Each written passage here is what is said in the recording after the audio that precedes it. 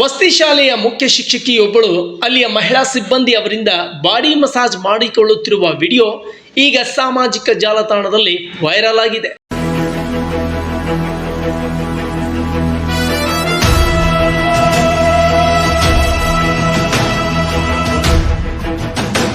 ಕಲಬುರಗಿ ಜಿಲ್ಲೆಯ ಯಡ್ರಾಮಿ ಪಟ್ಟಣದ ಕಸ್ತೂರ್ಬಾ ವಸತಿ ಶಾಲೆಯ ಮುಖ್ಯ ಶಿಕ್ಷಕಿ ವಿಜಯಶ್ರೀ ಪಾಟೀಲ್ ಈ ರೀತಿಯ ಚಟುವಟಿಕೆ ನಡೆಸಿದ್ದು ಈಗ ಆ ವಿಡಿಯೋ ಸಾಮಾಜಿಕ ಜಾಲತಾಣದಲ್ಲಿ ಹರಿದಾಡುತ್ತಿದೆ.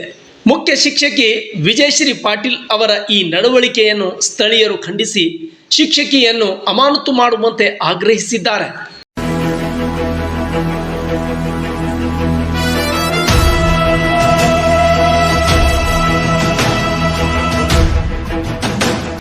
ಇನ್ನು ಮಕ್ಕಳಿಗೆ ಪಾಠ ಹೇಳಿಕೊಡುವ ಜಾಗದಲ್ಲಿ ಈ ಶಿಕ್ಷಕಿ ಬಾಡಿ ಮಸಾಜ್ ಮಾಡಿಕೊಳ್ಳುತ್ತಿರುವುದನ್ನು ನೋಡಿದರೆ ಬಹುಶಃ ಇವರಿಗೆ ಬಾಡಿ ಮಸಾಜ್ ಮಾಡಿಕೊಳ್ಳುವ ಸೆಂಟರ್ ಗೊತ್ತಿರುವಂತೆ ಕಾಣುತ್ತದೆ.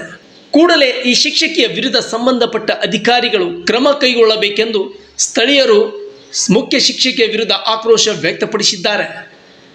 Suraj Risaldar, news desk, Tsunami TV, ಮುತೇಬಿಹಾರ್.